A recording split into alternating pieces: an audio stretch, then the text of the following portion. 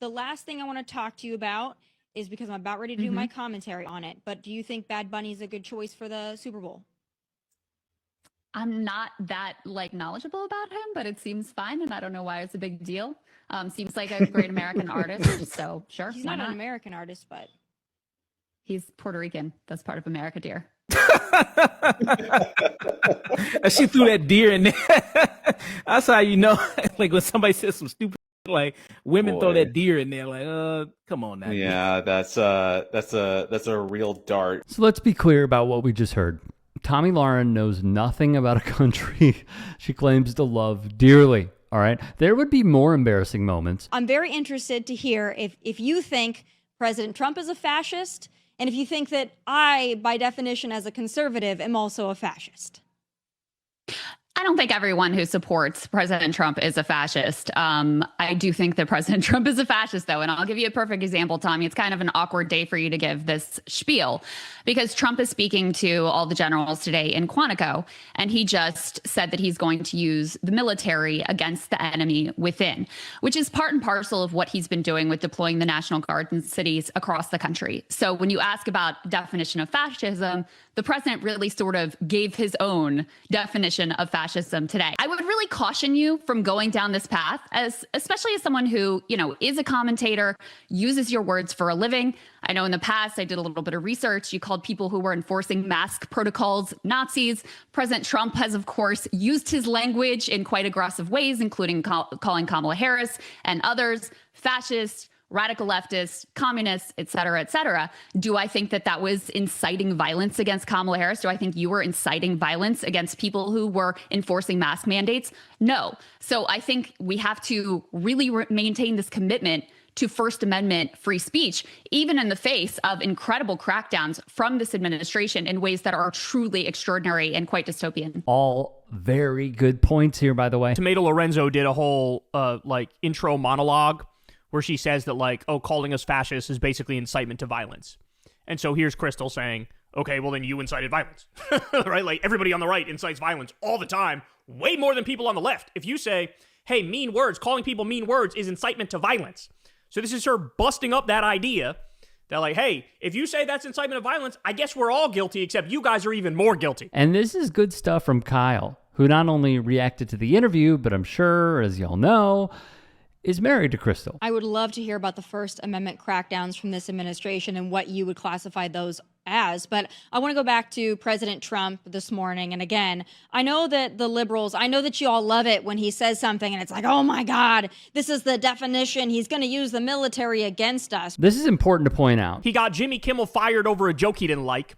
He threatens RICO cases against protesters. Trump sued Ann Selzer over a poll he didn't like. He sued CBS for how it edited a Kamala interview. He sued the New York Times for $15 billion.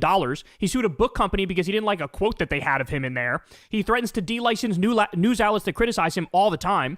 He signed an executive order to try to punish flag burning with a year in jail, even though that's wildly unconstitutional. He sued CNN for $475 million for calling election denialism the big lie. I'll cut it off there. But that's not even half the list, bro. The guy has waged a war on free speech, literally trying to kick people out of the country if they're pro-Palestine, even if they're legal immigrants, trying to kick them out of the country. Tomi had to conduct herself like such a you-know-what. If we actually take a look over here at the comment section, you'll see that pretty much everyone in Tomi's audience, people in her audience, this is not on the Breaking Points channel, everyone seems to side with Krystal. As it says here, this Krystal Ball gal is making a lot of sense.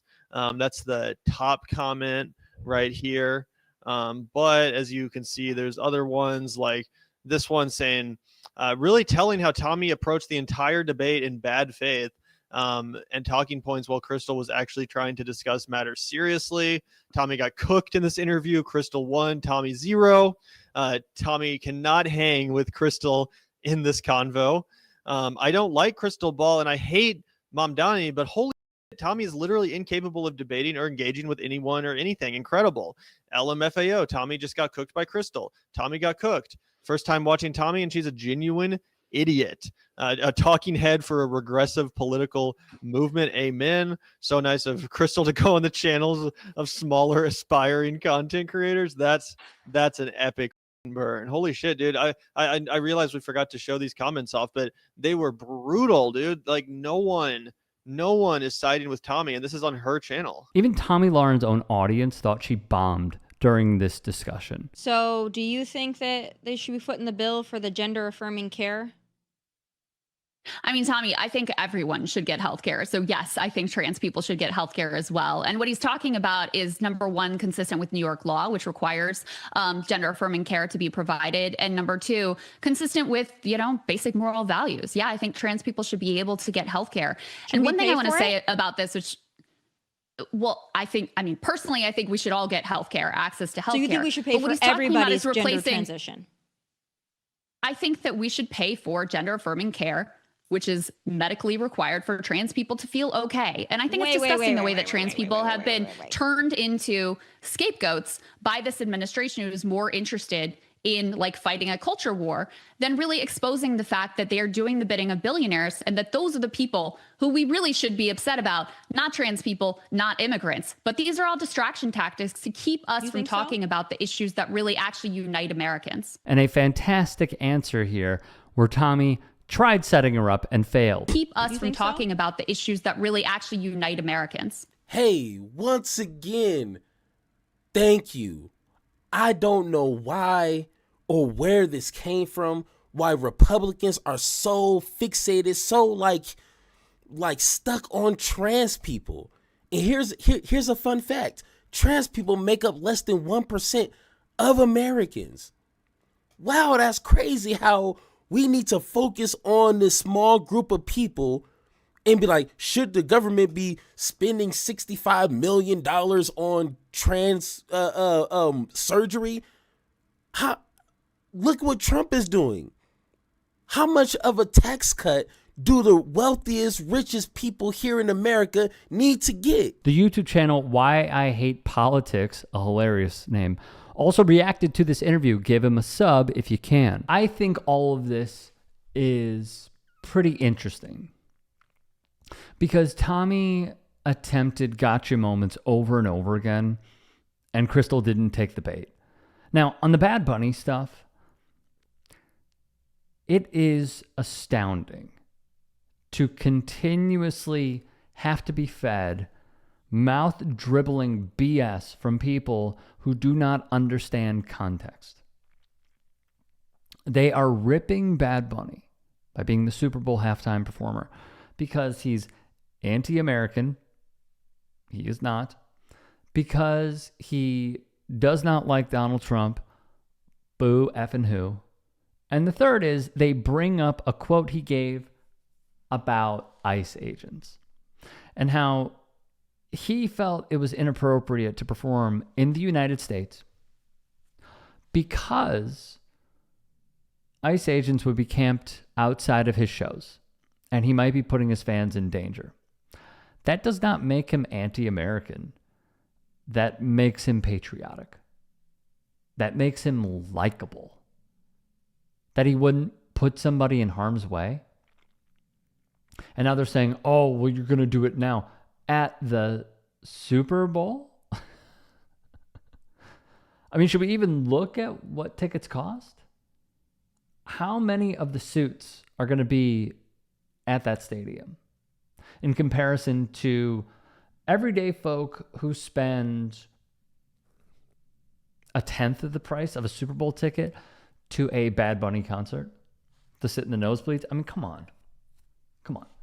There is a strong wave of anti-intellectualism that is riddled in our politics and society.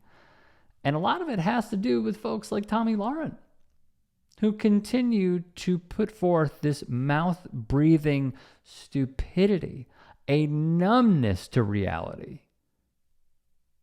And it actually helps them because it keeps their audience dumbed down, much like Republicans like.